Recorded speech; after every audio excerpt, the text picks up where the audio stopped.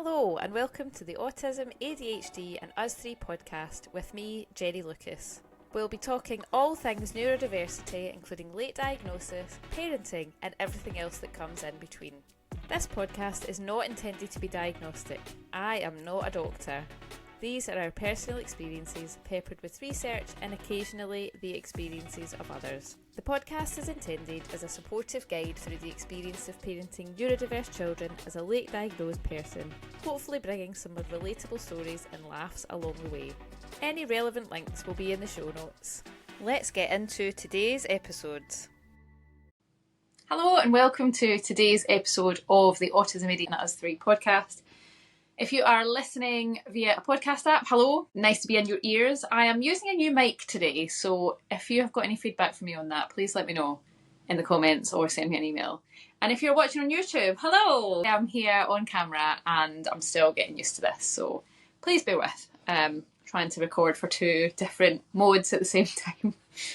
But I wanted to talk to you today about celebrating the little wins and what that looks like for us in our household and why it is important that we celebrate the little wins with our kids and actually for ourselves too. It's really important to understand that progress is progress, and no matter what progress looks like, that we celebrate that it's happened, because for us as individuals it really helps affirm our internal levels of satisfaction. It helps us to just grow our satisfaction and grow our trust within ourselves that we're doing the right things and we know what to do. And if that sounds really icky to you, if you're listening to that going, oh, why would I praise myself because I did something really small, like gross? Why?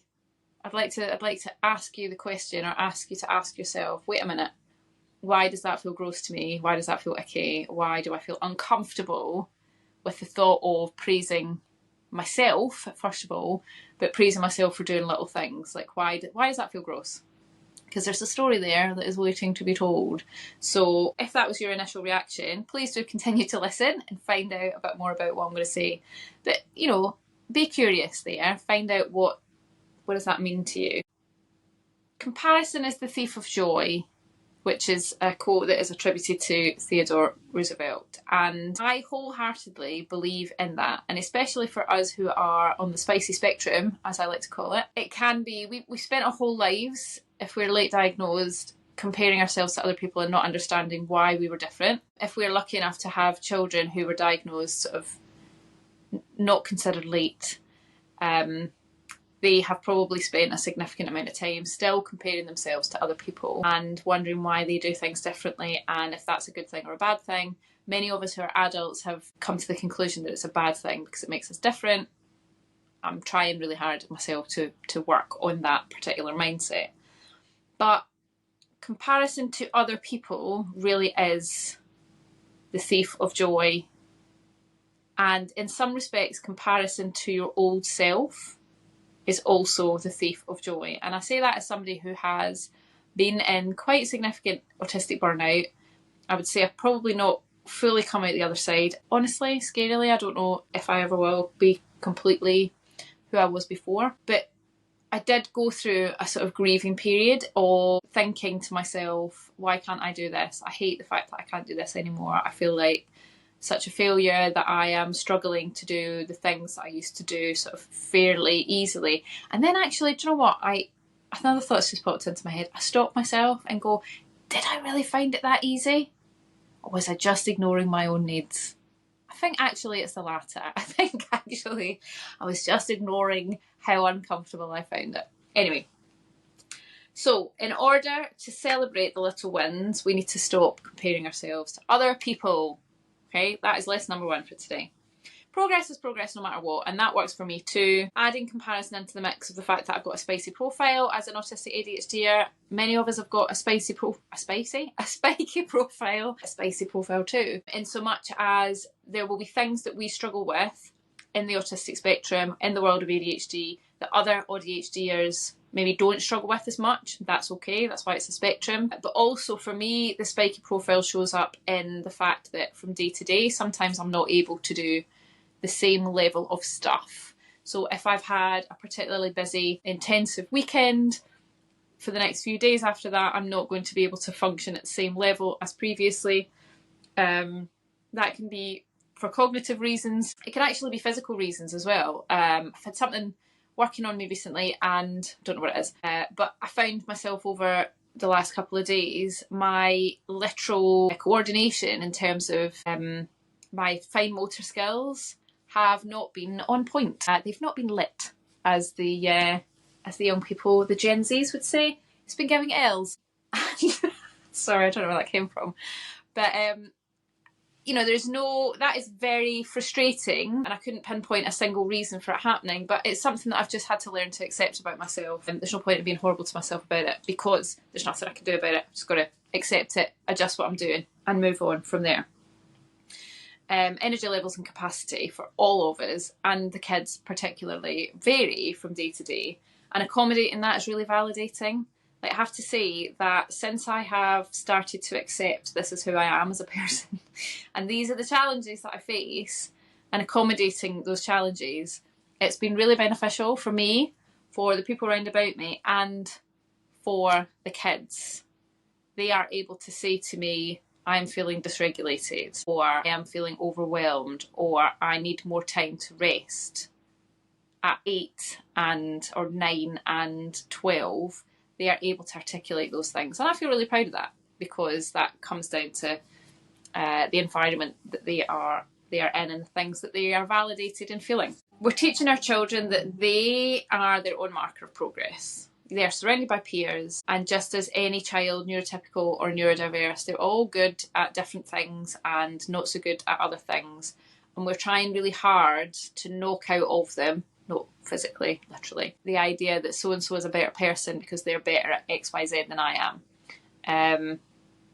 We want them to compare to their own sort of progress, if they're going to compare to anything at all. They are worthy of their own praise. And again, it's building that sort of sense of inner authority inside them, so that they know that they are valid no matter what stage they're at. So celebrating your own little wins is actually really important, and in some respects you've got to start doing this for yourself first before you can start to incorporate it for your children, and giving them that sort of safe, valid space that actually what they are doing in life is at the right pace and the right sense of development for them. It really helps to grow your self-esteem.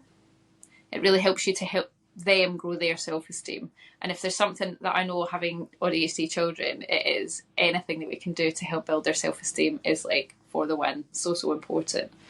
So if you focus on your own progress and your own personal growth, you're acknowledging the efforts that you've put into improving things or developing yourself. You're acknowledging that work has happened. And that is so important, because I think some of the time, or quite a lot of the time, certainly before I had my own awareness about all this stuff, I would almost move from like progress marker to progress marker and not understand or acknowledge the process of what had happened in between times. So it's like, say you're practicing a skill. So I'm going to take musical instrument, for example. There's a bass guitar behind me, there's a piano over there. It's like, at one point, we were all, those of us that are musicians, were probably like P level in terms of exams and what we could do and what we were capable of. And then through time, if you went through the exam route, you would practice what you needed to do for grade 1, and then you'd pass that, and then you'd do the next. And sort of over time, your skills would grow and develop. And if you didn't take time to actually acknowledge, well, wait a minute, 6 months ago I was grade 1, but now I'm working on my grade 2 pieces and they're going really well. It's like you're missing a whole part of the journey, you're missing a whole part of the joy. So being able to actually stop every now and again and go, do you know what? I can do this thing now that I couldn't do before, or I'm accommodating myself now in a way that I didn't before. That's really good. I'm validating yourself is so important, because it's about growing that self-awareness. It's about growing that sense of self, that self-satisfaction that comes from within. That's something I'm going to be talking a lot about in this episode, but throughout this season of the podcast. It helps you to see that your journey is like a set of steps. So whatever it is you're working towards in life, and that could just be having a sense of satisfaction in life. It might not be that you're actually particularly striving for a weight goal or a progress goal in sport or music or work or whatever. Just acknowledging that you are further forward than you were before. So validating. By focusing on your own growth You're reinforcing the belief that you are capable of achieving the things that you put your mind to.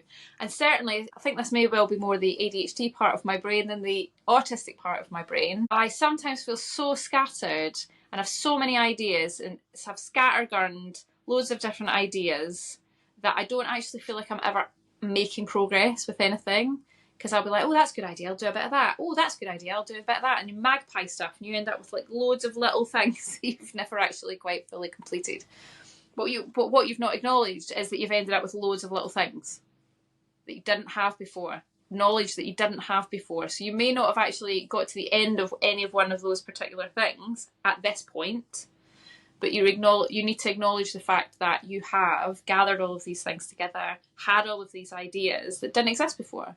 That is still progress. That's still valid. You should be celebrating it and achieving those moments of achievement. It helps to reduce your negative self-talk. That little voice in your head is the one that you spend all of your life with. You spend more time with that voice in your head than you do any other person on the planet. So if it is constantly saying shitty things to you over and over again, that's not good.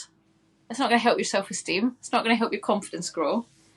So that is really important. It's something that's really important within our household. It's something that I'm actively working on as an individual. It's something my husband's actively working on as an individual. And he's more recently started working on it.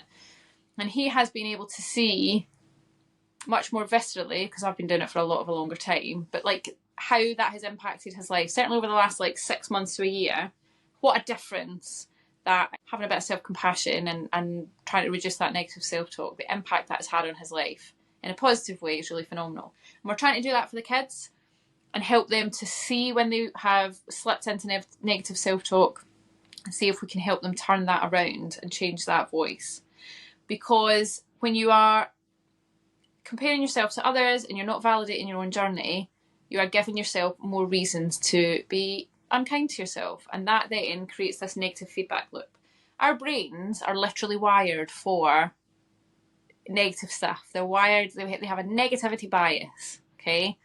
And we are actively fighting that every day. And the more that we can work against that, if you like, and start to look for more of the positives and be kinder to ourselves and have more self-compassion, and we build those neural pathways literally in the brain, we literally change the way the brain is working, the more we are then able to scope out for the positive things that are happening in the world. Our brain is a giant problem-solving machine, and our ADHD brains in particular are just a different operating system of this giant problem-solving machine. And whatever it is that we tell our brains that we're looking for, it is going to try and solve that problem. It's going to find us evidence for that. So if we're constantly talking to ourselves and saying that we're lazy, that we're a bad person, that we're a bad parent, that we're not a kind friend, that we don't try hard enough, our brain's going, cool, right, okay, we are all those things. We need to find all of those, the evidence that supports all of those things. And so your brain will go out of its way to then feed that feedback loop, feed that voice. Like, here are all the reasons why you are correct in your assumption of all these things.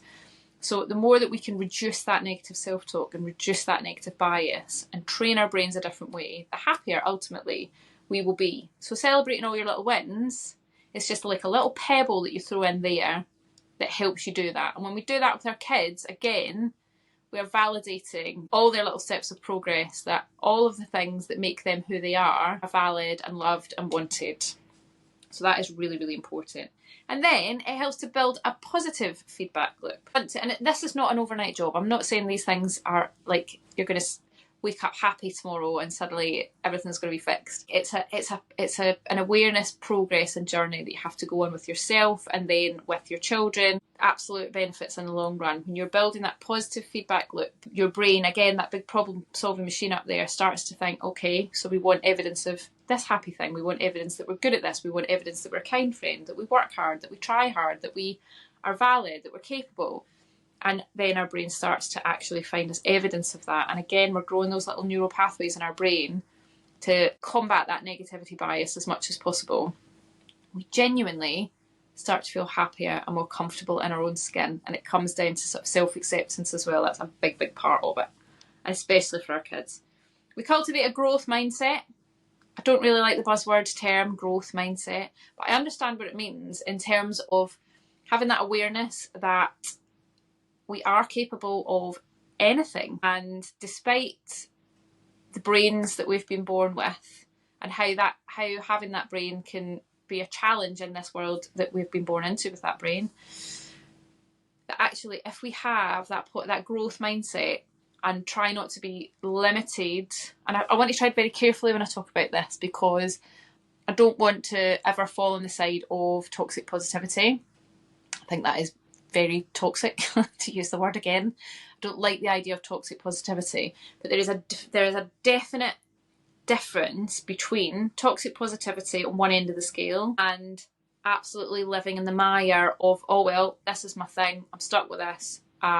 This is a really negative thing. I can never do anything because of this thing. There's a fine line in the middle where we can walk between having a healthy growth mindset and a positive outlook and aspiration, and not going so far as toxic positivity, and having self-acceptance that there are things that we find challenging, that there are things that we're going to find challenging more on a day-to-day basis than other people, that we have spiky profiles, that things are going to be more difficult on some days than others, and that we can still work with that, we can still accept that and have a growth mindset at the same time. And I think that is really, really important. And whenever I'm talking about stuff and I go off on a tangent on this podcast, if I'm talking about positivity, that is the line that I want to constantly be walking all the time. That is where we are. We have these challenges that we're working with, and they have to be validated and accepted and worked with, not ignored, not pretending they don't exist. But also that doesn't stop us from having that positivity, that growth mindset, the aspiration for what to do all kinds of different things in life. It's possible. I'm living in the it's possible space. Having that growth mindset also fosters a word that I hate in terms of this. It fosters resilience. And I could do a whole podcast on how I feel about the word resilience. I'm not talking about it from the perspective that it's used in a lot of settings, particularly schools, where resilience means ignore the things that you find challenging and make your presence easy for us.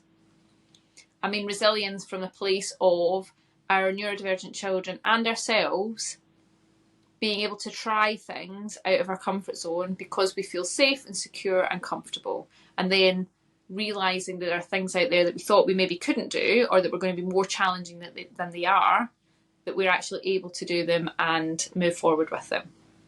Okay, I hate the word resilience in terms of the way it's used, like just suck it up, baby, and get on with it. Like, that is not how I want to use the word resilience at all. Resilience should be a positive.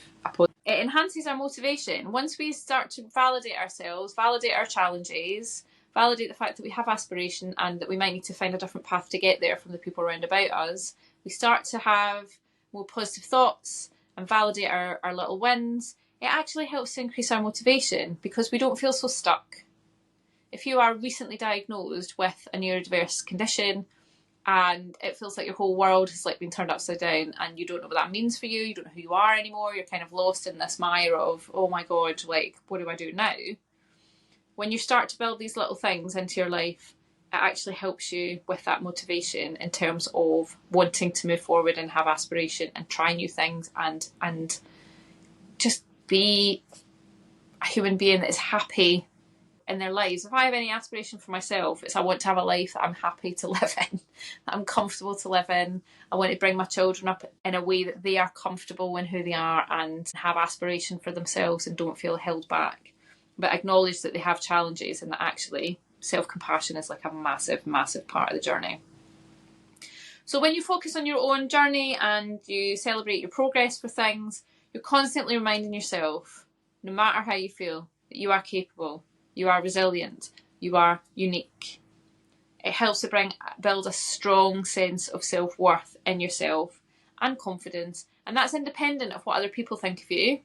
It's independent of validation from other people. It's independent from what other people are achieving or doing with their lives. It's like this inner knowing, this inner sense that you are capable, that you can. And it helps you to grow more confident. It's like this, we talked about earlier on, this self-fulfilling positivity loop.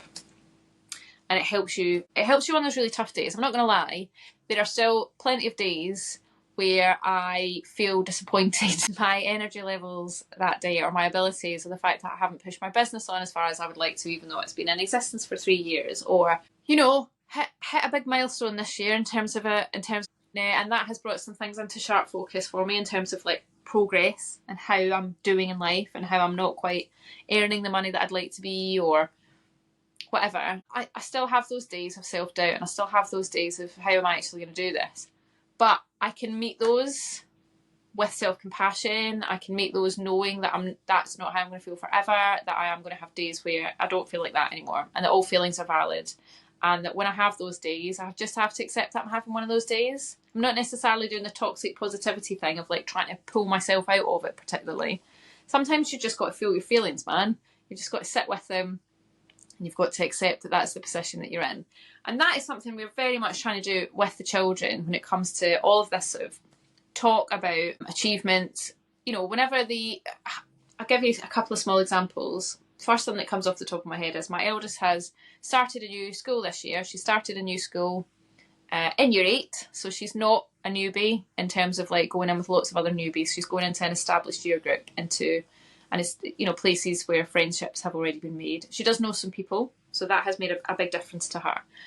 But she said to me recently that one of her teachers said her name wrong, and she said I was able to say to them at the end of the lesson, actually, miss, that's not how you say my name. This is my name. And I was like, wow, buddy, that is amazing. And, you know, I didn't go over the top and throw a party for it or anything. But, you know, to be able to validate for her that was a big thing for her, because in the previous situation that she was in our other school, she didn't have the capacity to be able to do that, to advocate for herself.